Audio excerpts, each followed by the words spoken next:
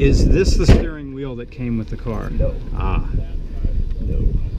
I'm afraid I'm gonna hit these. Oh, I'm sorry. It's okay. Do you have a question? No. I was about to tell him where to move the car. I didn't really sure. Okay. They got power controls on the right side if you want to move it back a little bit. For the seat? Yeah, they're on the bottom, right by the where the lever would be to adjust the lumbar. Down here on the floor? On the left, right there. There's a little button. Oh, okay. The middle one will move it back. This little button will tilt the wheel. Okay. It's a push button start, so just turn it to the on position. Yeah. Other way. There you go. Right the first time. Yeah. Up a little more. There you go. Okay. On. And then a little silver button over there on the left-hand side. You might need to get a little gas if you need to. And you did that? Is that your? Yeah, go ahead and press it and it'll start firing. Give it gas? If you, just a little bit, yeah. Go ahead and pump it now? Oh, is right. Alright, now gas. There you go. Ooh. Did this come with sun risers for this? There were Lexan ones that you could tilt up and move down. The sun visors here came with the car. These are glass, so you can pop them up and down. I'm supposed to put my garage door opener in this. Yeah, you can put your wallet in there, anything. That flashlight actually is, the battery is dead, but it's a neat little surprise from GM. Fascinating. In case you drop your roach or something, you can go pick it up. And then you'll remember these fine dials and gauges. I can just set stuff myself, I guess, kilometers, miles. Whenever you feel like doing an oil change. Okay, any particular quirks about your version of this before I set off? You're gonna feel every bump. The bushings are a little blown out, so just be prepared for some good. The steering wheel also with the tie rod ends is a little loose, so just get used to it as you're driving, and you'll feel where it starts to catch. Yeah. And lastly, brake early. The front brakes were replaced. I don't know if they bled the brakes, but this thing doesn't like to stop. It likes to keep going because it seems to be the Camaro way.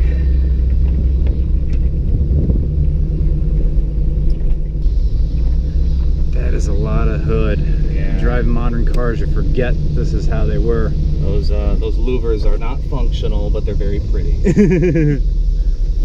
I was telling the other guys as we were going over the car, this really, there's a mixed reaction when you take this through certain areas. Take it through some suburbs or some of the ritzy shopping districts. Yeah. They give you a weird look, like, what are you doing here? Why are you disturbing my peace with this monstrosity? And then you take it through other areas, the lower income areas, they hoot, they holler, they try to race you. There's not really a home for this car. It's very torquey. You're gonna get a lot of torque whenever you pop the gas down. It does have a shift kit in it too, so it's chirping too. Ooh.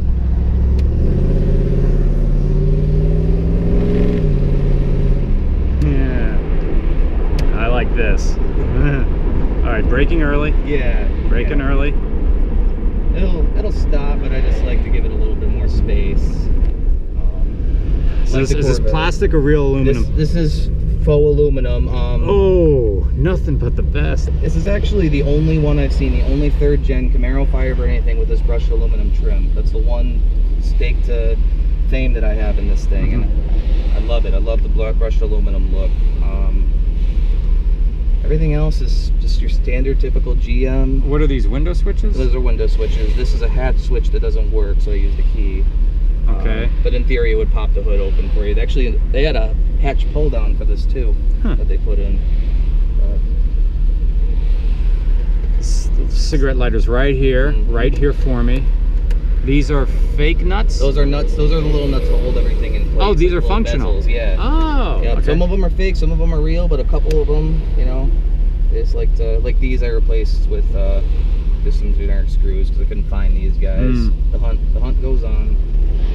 Every little piece of this car, it has a story for how to find it. Yeah. It's not like you can go to a junkyard and find a ripped out version that's been stripped or.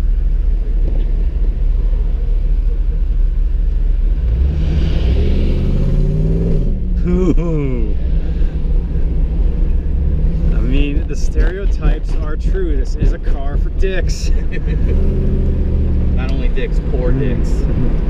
The IROC.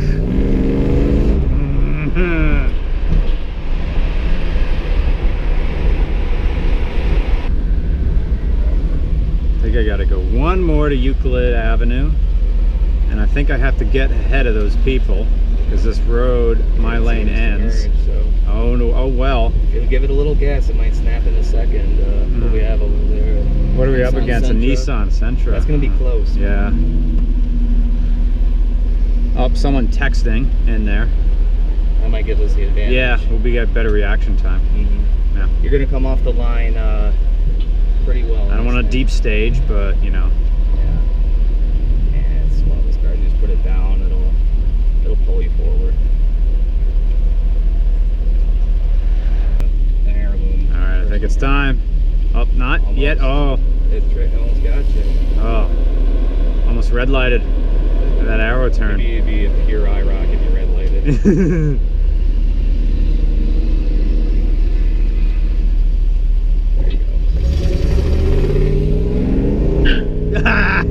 Yeah, it's shift kit. That's awesome. Oh, bump. Oh, sorry, man. Oh, that happens every that's time. a bam. Now you really know what the car is. Yeah. Like. Any little bump, man. But it does dart around pretty well too. It does have some snappy steering. Yeah. So. Snappy and wandery. And wandering tire Yeah. out ends. The reasoning with this guy, GM, when they introduced the 350, they tried to put the T5 behind it. Yeah. And the torque was too much. So it kept breaking the manual transmission. So they decided to run them all as automatics with the 700 R4. Huh. Interesting. There were a very few select 5-speed 350s out there, but they were just kind of a trial run. Okay. Later on, you could always get the 305 with a 5-speed manual. Right. We didn't have much torque. No. And then obviously they came out with the LT1 and this T56, and they solved that problem. Is your temperature gauge functional? Yes, the temperature gauge is, the oil PSI is not. I was changing some spark plugs. Oh, excuse me, I'm looking down here. Yeah. That's your temperature. Yeah, it's a 195 thermostat. It does like to run hot, so there's an air dam under the scoop, under the lower bumper, that shoots air up into the engine because it likes to